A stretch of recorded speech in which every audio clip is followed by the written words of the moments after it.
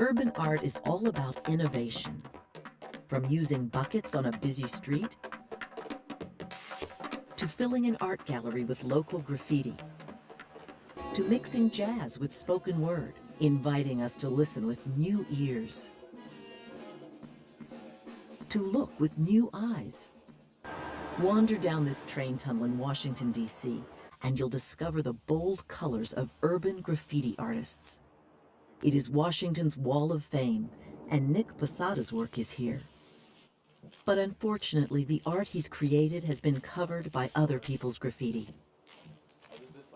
This is what happens when nobody respects any type of work that someone spent their paint and their time on. This is what the Wall of Fame in DC has come to.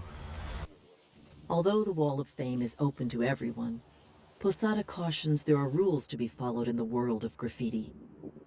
Rules that not everyone appreciates. He says that real graffiti artists understand how to use color and how to make their work distinctive.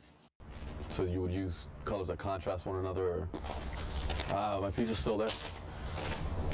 I did this like '99. Nick's work is also highlighted here at the Govinda Gallery in Georgetown. Graffiti art has certainly brought to public art a whole new dimension. According to Chris Murray, graffiti art is special because it's fast, uninhibited, and always inventive. Murray is convinced that graffiti is just one more step in the evolution of pop art. The works have sold well to young people and to collectors of pop art. In the gallery, people can appreciate the art in a traditional setting, and they like it. It's good for the artists, too. It was a real reversal for them because they're used to being vilified, and now they're being enjoyed, and that's a good thing. People are beginning to appreciate the talents of Yafer Baron, too. The 28-year-old trumpeter grew up in this neighborhood north of Philadelphia. Both his parents are jazz musicians, but Yafer chose to mix more traditional, classical forms of jazz with the rap and hip-hop music of his own generation. His first CD is an innovative mix of both worlds. I like to think, the whole creation, it's all about music to me, you know what I'm saying? And I believe that the Most High is a musician.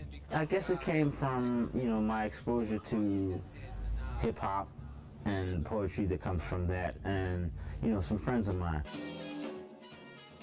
Yafer now plays in clubs in the city where he grew up. He also now has a deal with a major recording company.